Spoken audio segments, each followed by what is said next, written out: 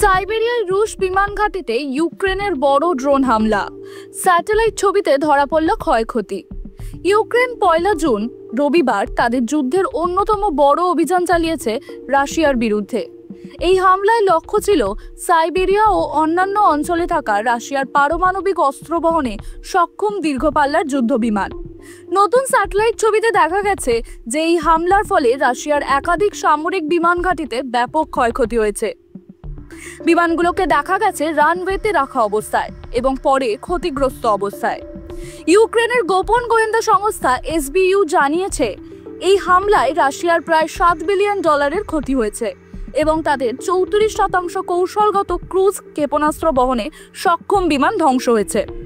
Capela space সংস্থা 2 June তারিখে তাদের সিনথেটিক অ্যাপারচার রাডার প্রযুক্তি ব্যবহার করে তোলা স্যাটেলাইট ইমেজারি রয়টার্সকে সরবরাহ করে।